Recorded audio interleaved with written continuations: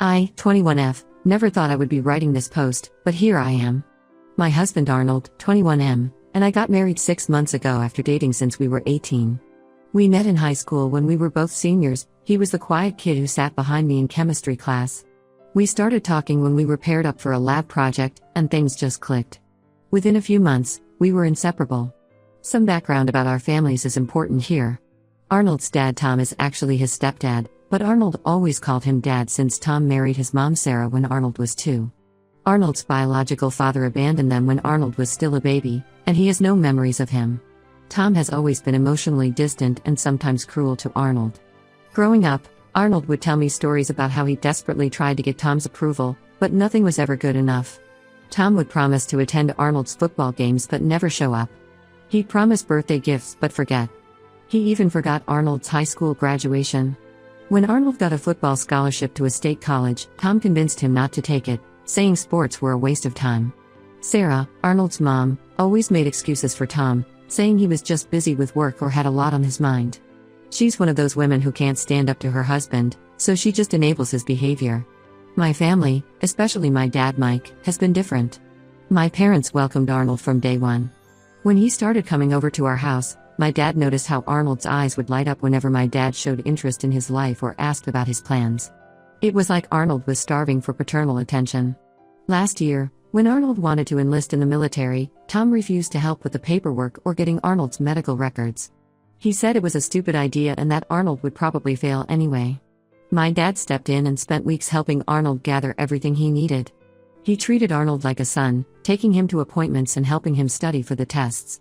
My mom Linda would pack lunches for Arnold when he came over to work on enlistment stuff with my dad. My younger sisters Amy and Beth adored him too.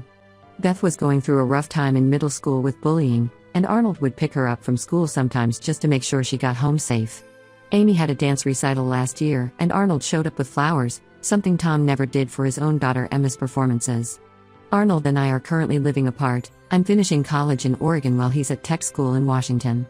We keep our finances separate for now since we have different expenses, but Arnold makes significantly more money than I do at his part-time job.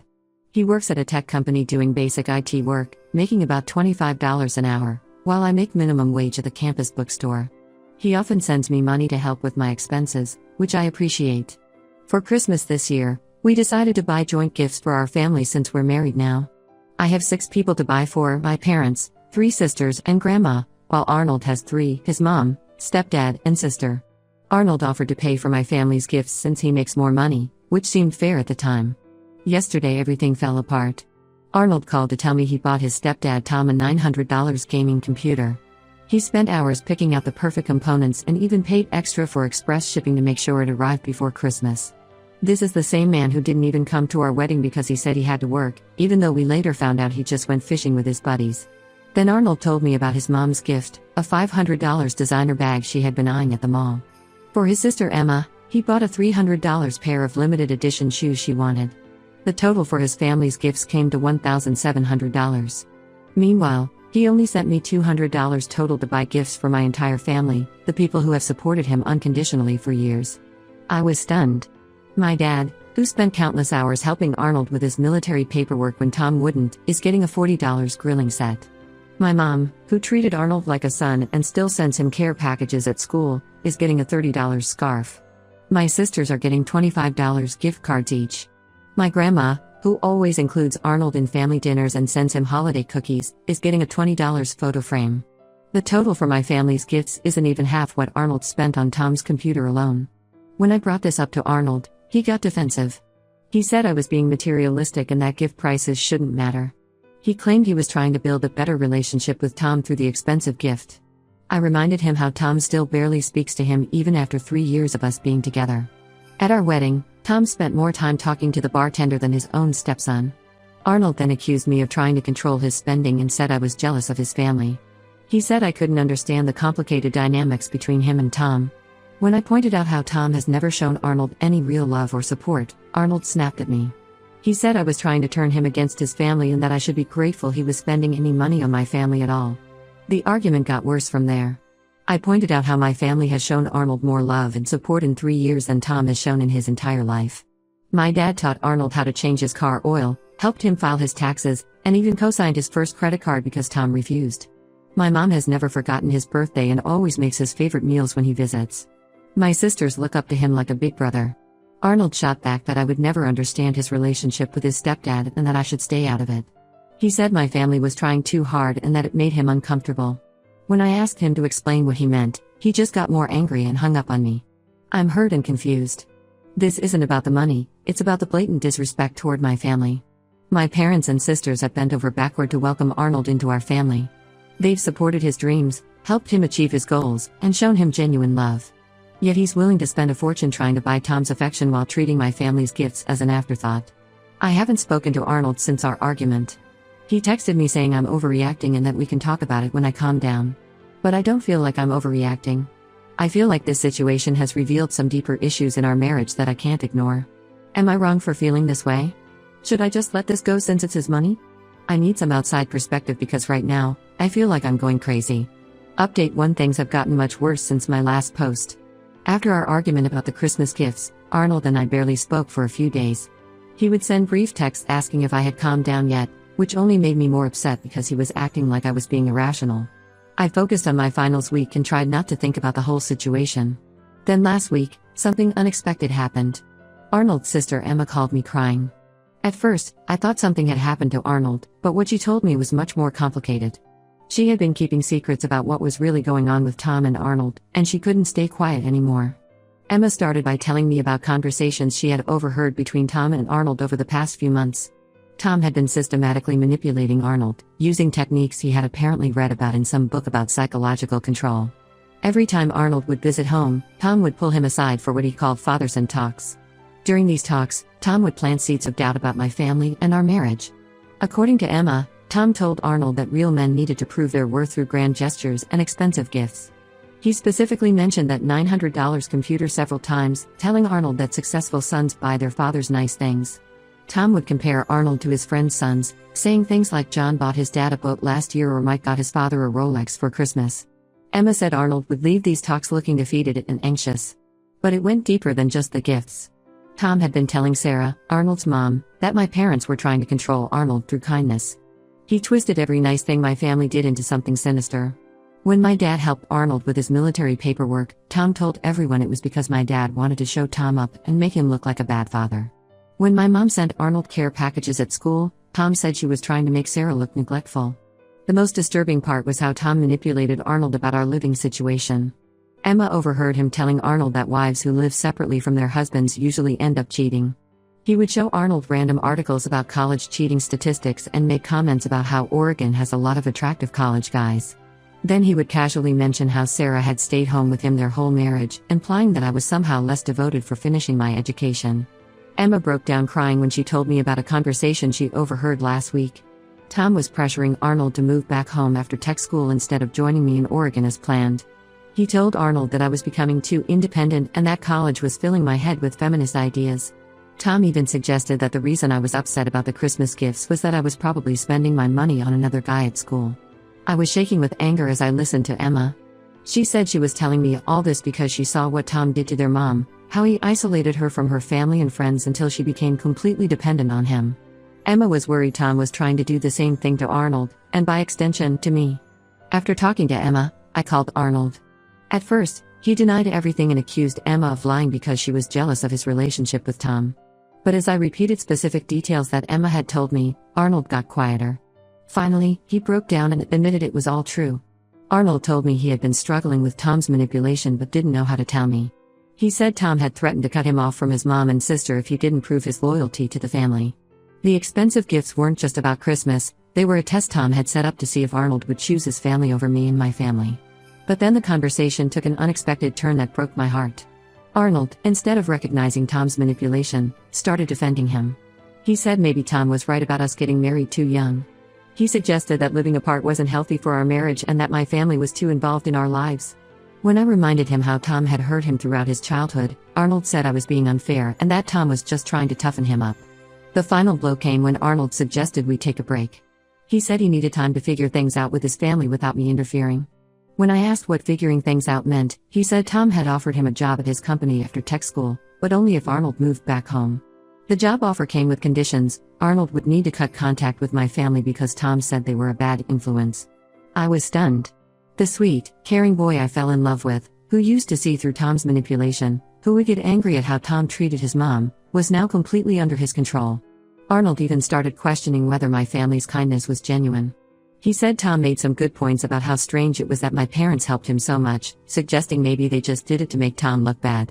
When I hung up the phone, I felt like I was losing my husband to a cult. Tom had somehow managed to twist everything good in our lives into something suspicious and dark.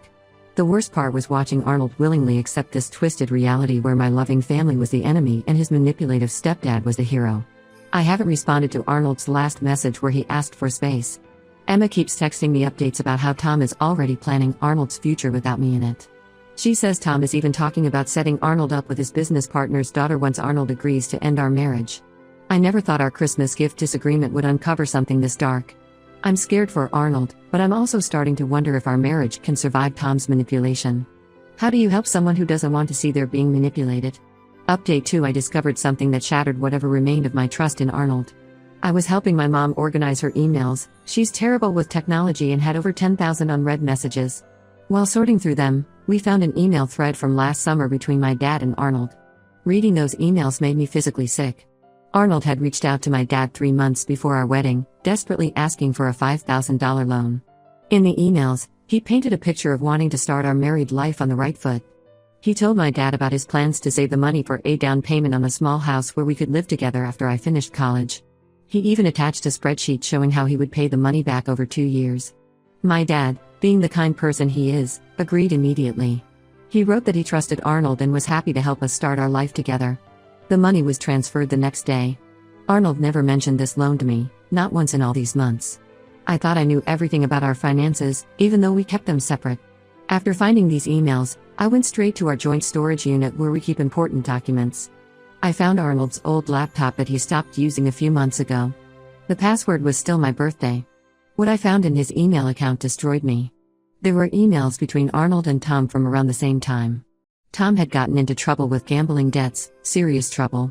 He owed money to some dangerous people and was desperate. He had manipulated Arnold by telling him that if the debts weren't paid, these people would come after Sarah and Emma. Arnold, terrified for his mom and sister's safety, went to my dad for the loan. But that wasn't even the worst part. I found recent emails about the Christmas gift scheme. Those expensive gifts Arnold bought for his family? They were never meant to be gifts at all. Tom had convinced Arnold to buy high-end items they could easily return for cash. The $900 computer, the $500 designer bag, the $300 shoes, they were all part of a plan to get more money for Tom's gambling habit. I confronted Arnold over the phone. At first, he tried to deny everything, but when I started reading the emails back to him, he broke down. He admitted that Tom had been using him to get money for months. The $5,000 from my dad went straight to Tom's gambling debts. The Christmas gifts were just the latest scheme in a long line of financial manipulation. Arnold tried to justify his actions by saying he was protecting his mom and sister. He claimed Tom had shown him photos of bruised people who hadn't paid their debts on time. He said he was too ashamed to tell me about the loan from my dad because he knew I would try to stop him from helping Tom. When I told my dad about finding the emails, his reaction surprised me. He wasn't angry about the money. Instead, he was sad. He said he had suspected something was wrong when Arnold asked for the loan but wanted to trust him. What broke my dad's heart wasn't the lost money, but the fact that Arnold had used his kindness and trust against him. The next day, Emma called me again. She revealed that Tom's gambling problems were worse than ever. He had been losing thousands of dollars betting on sports through illegal betting sites. The dangerous people he owed money to weren't actually that dangerous, they were his poker buddies trying to scare Arnold into giving them money. I also learned that Tom had been lying about his job situation. He had told Arnold he could get him a position at his company, but Tom had actually been unemployed for months. Sarah had been keeping the family afloat with her nursing job while Tom gambled away their savings. The final straw came when Emma sent me screenshots of texts between Arnold and Tom. They were already planning their next scheme. Arnold was supposed to ask my grandparents for a loan using our plans to move to Oregon as an excuse. Tom had it all mapped out, including a fake rental agreement they could show as proof. I spent hours crying after seeing those texts. The man I married, who I thought was a victim of his stepdad's emotional abuse, was actively participating in schemes to defraud my family. Every time I thought I had uncovered the full extent of their deception, something new and worse came to light. Looking back, I feel so naive. All those times Arnold defended Tom, all those expensive gifts, his sudden interest in building a better relationship with his stepdad, it was never about family at all. It was about money, manipulation, and lies. I've spoken to a lawyer about my options. Given that we kept our finances separate and haven't been married long, they said a divorce should be relatively straightforward. I just never imagined I would be planning my divorce less than a year into my marriage, all because my husband chose his manipulative stepdad schemes over our future together. Update 3: today would have been our first wedding anniversary. Instead, I'm sitting in my lawyer's office, signing the final divorce papers. The last 6 months have been a roller coaster of emotions and revelations, but I'm finally starting to feel like myself again. After discovering Tom's gambling schemes and Arnold's involvement in them, I moved out of my apartment near college and went to live with my older sister Amy. I couldn't focus on my studies knowing Arnold could show up at my old place anytime. The university was understanding and let me finish my semester online. Arnold didn't take my decision to divorce him well. At first, he bombarded me with messages begging for another chance. He claimed he could explain everything and that he would cut ties with Tom. But a week later, Emma told me the truth: Arnold had moved back home with Tom and Sarah. He dropped out of tech school because he missed too many classes dealing with Tom's drama. His dream of a military career is completely destroyed now because of his involvement in Tom's gambling schemes. The situation got worse when Tom started using Arnold's credit cards to place online bets. Emma said Arnold's credit score is ruined now. He lost his part-time IT job because he kept missing shifts to help Tom deal with his gambling buddies. Last month, Arnold hit rock bottom and started drinking heavily, just like Tom. 3 weeks ago, Arnold called me at 2 a.m., clearly drunk. He started crying about how he messed everything up and asked if I could loan him $10,000 to help Tom one last time. He said some guys were threatening to tell Sarah about Tom's secret gambling debts unless they got their money. I hung up and blocked his number. Later, Emma confirmed it was just another scam. Tom had lost money betting on horse races and was trying to use Arnold to get more funds. My family has been incredibly supportive through all this. My dad never pursued the $5,000 loan, saying Arnold's betrayal of trust was punishment enough. My sisters helped me move my things out of storage, and my mom has been helping me apply to graduate schools far away from Washington State. The divorce proceedings were surprisingly smooth since we had kept our finances separate and had no joint property. Arnold didn't contest anything. He was too busy dealing with Tom's latest crisis to even show up for the mediation sessions. His mom Sarah signed the papers on his behalf with his permission. Last week, Emma sent me a long message. Tom is now pressuring Arnold to reconcile with me. Not because he cares about our marriage, but because he needs access to my family's money again. Apparently, Tom found out that my dad recently sold his business for a good profit, and he sees me as their ticket to getting their hands on some of that money. Arnold actually tried to reach out through a new number, talking about how much he misses me and how we could start fresh somewhere away from Tom. I just laughed and blocked that number too.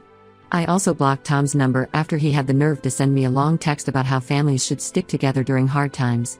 The only response I sent was a link to Gamblers Anonymous, which probably wasn't mature of me, but it felt good.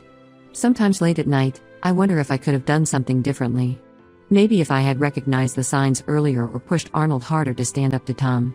But then I remember what my dad told me: you can't help someone who chooses their own destruction.